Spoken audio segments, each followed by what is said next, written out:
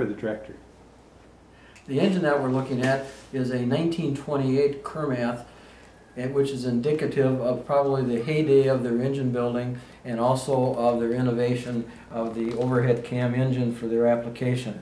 This engine was originally instituted and produced in 1926 and was actually built in a very common form up through the early 1950s.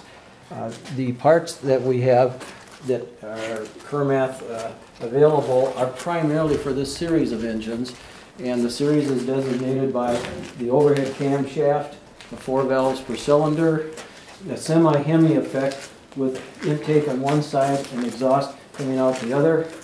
And in this particular situation, we would call this a Series 2 engine.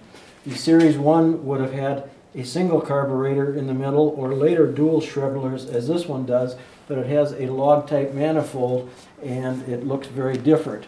It was also an oil-cooled system for keeping carburetor heat as opposed to an exhaust warm system for keeping carburetor heat. The engine itself remained unchanged in basic design, but basically the Series 1 was the earlier engine, which actually had a different head pattern and several other things, and came out with the generator in the front. The Series 2 engine, which this represents the beginning of, the generator's been moved to the rear, and later it was moved directly to the rear, and after that it was moved back to the front while it was still a Series 2 engine.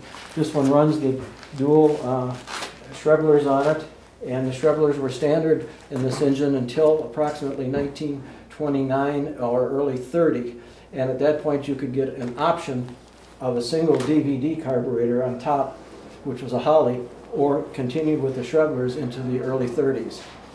Beyond that, there was other changes, and finally the Series 3 engine came out just before World War II, which had a counterbalance crankshaft, a heavier crankcase, and it had other changes to it, but still with the same concept and still with many parts that were interchangeable.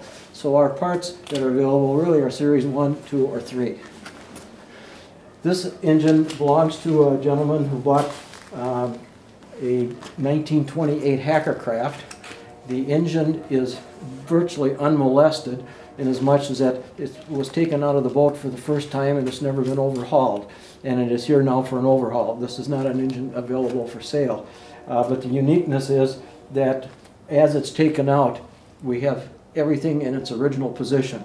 Obviously, starter and generator have been removed.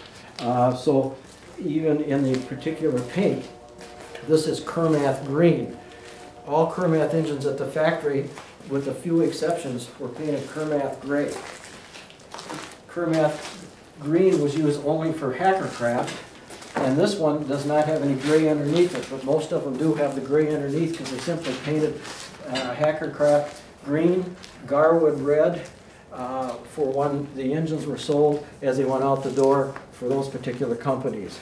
Chris-Craft also used this engine, particularly the early 150 horses, and they were all, quote, Chris-Craft gray. However, Chris-Craft gray is exactly the same color as Kermath gray, so there was no cost of repainting.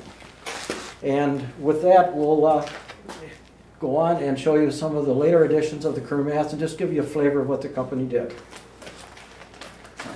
Good.